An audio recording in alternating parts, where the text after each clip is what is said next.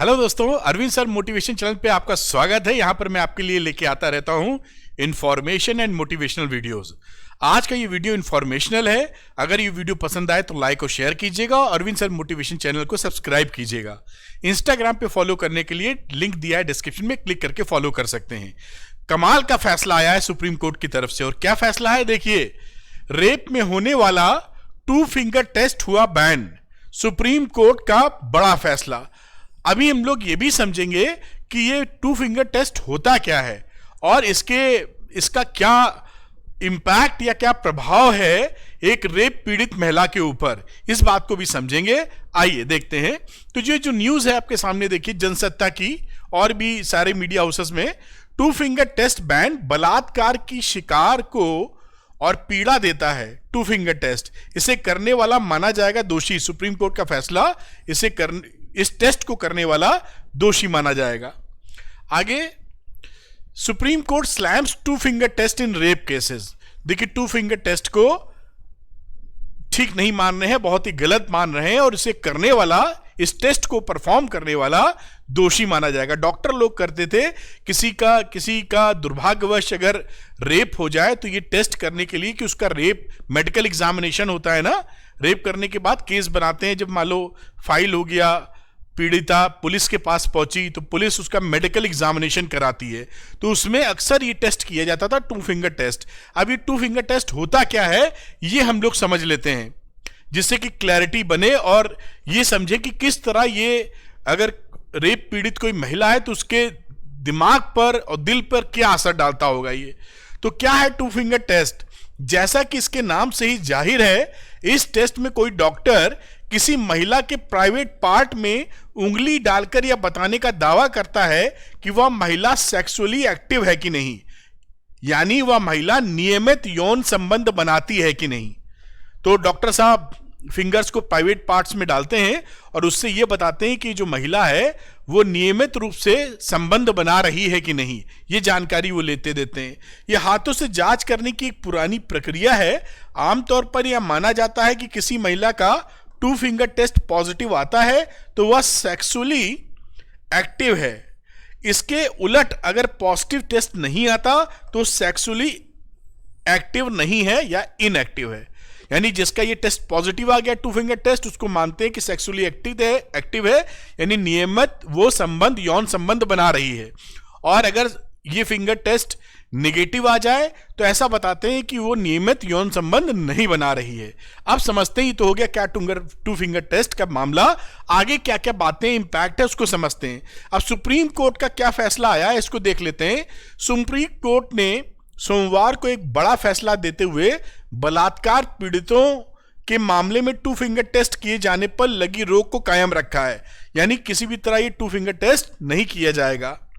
Justice DY Chandrachud और justice Hema Kohli की 2 सदस्यीय पीठ ने ऐसा करने वालों को कदाचार का दोषी माने जाने की चेतावनी दी है।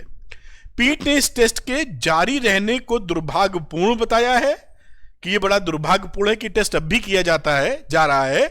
सुप्रीम कोर्ट ने केंद्रीय स्वास्थ्य मंत्रालय को निर्देश दिया है कि यह सुनिश्चित किया जाए कि किसी भी हालत में यौन उत्पीड़न या रेप पीड़िता का 2 फिंगर टेस्ट नहीं होना चाहिए। सुप्रीम कोर्ट ने टेस्ट के इस तरीके को पितृसत्ता की निशानी और रेप पीड़िता पर दोहरा आघात करार दिया है। तो आपको मैंने पूरा डिटेल में बताया, और भी चीज डिटेल में बताऊंगा। तो चलिए एक कदम और आगे बढ़ते हैं। 2 फिंगर टेस्ट का कोई वैज्ञानिक आधार नहीं है। तो ये जो 2 फिंगर टेस्ट किया जाता था, इससे ये साबित करना कि किसी महिला के साथ बलात्कार हुआ है कि नहीं, इसका कोई वैज्ञानिक आधार नहीं मिलता।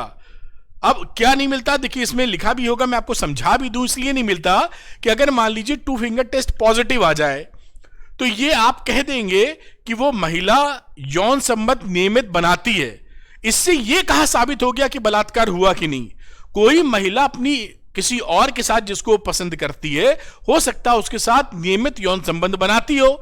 इसका यह मतलब तो नहीं कि उसके साथ किसी दूसरे ने बलात्कार कर दिया तो उसका कैसे एनालिसिस आप कर सकते हैं। उससे तो इतना ही पता चल सकता है कि यौन संबंध नियमित बनता है कि नहीं। तो बलात्कार की घटना हुआ है या नहीं हुआ है, इसको टू फिंगर टेस्ट से साबित नहीं किया जा सकता। ये बातें लिखी भी हैं यहां पर। तो टू फिंगर टेस्ट का कोई वैज्ञानिक आधार नहीं है। सुप्रीम कोर्ट की पीठ ने टू फिंगर टेस्ट मामले में साफ कहा कि पीड़िताओं के साथ ऐसा करने वालों को कानून का दोषी माना जाएगा। कोर्ट ने अपने फैसले में अफसोस जताया कि आज के दौर में टू फिंगर टेस्ट किया जा रहा है। जस्टिस चंद्रचूड़ की अगुवाई में पीठ ने फैसला सुनाते हुए कहा कि सुप्रीम कोर्ट ने बलात्कार और यौन उत्पीड़न के मामलों में इस टेस्ट के इस्तेमाल की बार बार निंदा की है। इस टेस्ट का कोई वैज्ञानिक आधार भी नहीं है।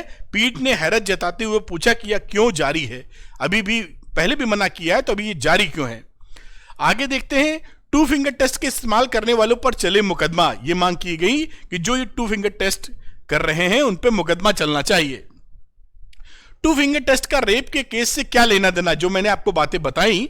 टू फिंगर टेस्ट के जरिए किसी महिला से रेप होने या ना होने को जोड़ा जाना एक बहस का मुद्दा है।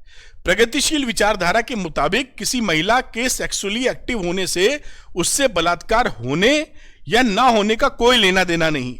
जैसे मैंने अभी आपको बात बताई कि अगर वो नियमित किसी से संबंध बनाती भी है, इससे बलात्कार का क्या लेना देना। कोई दूसरा अगर दुर्भाग्यवश बलात्कार हो जाए तो कैसे प्रूफ करेगी, कोई सेंस नहीं है इस टेस्ट का। और आगे की बात करते हैं, देखिए टोटल रेप केसेस इंडिया में 2005 से 2021 तक 3,91,370 हैं। ये डाटा देखिए, 2005 से चालू हुआ है ग्राफ और ये 2021 में है। ये वो केसेस हैं जो रिपोर्टेड हैं। हिंदुस्तान में बलात्कार हो जाए और उसकी रिपोर्टिंग हो जाए, ये अपने आप में भीषण चैलेंज है। आप जानते हैं मेरे पास कोई डाटा नहीं है, लेकिन नॉर्मली बहुत से केसेस, बहुत ज्यादा केसेस रिपोर्ट ही नहीं होते। किसी तरह महिला हिम्मत करके रिपोर्ट करे तो ये डाटा सामने आ रहा है। आप समझ पा रहे होंगे, वरना पता नहीं कितना डाटा, कितने लोग चुपचाप इसको आया गया करने की कोशिश करते हैं। और कोई रिपोर्ट भी अगर कर दे तो जिन्होंने ये काम किया है वो डरा धमका के मुकदमा वापस लेने के लिए प्रेशर डालते हैं, यहां तक कि बड़े बड़े कांड हो जाते हैं, हत्या हो जाती है उसमें। ये स्थिति है। तो ये रिपोर्टेड केसेस हैं, देखिए जो 2005 से 2021 तक है। 2021 में भी देखिए तो करीबन 32,000 केसेस के आसपास आप भी देख रहे हैं। कोई घटोत्तरी नहीं दिखती। देखिए 2013 से लेकर 2021 में लगभग एक जैसा ही फिगर है। तो रेप के केसेस कम नहीं हो रहे हैं।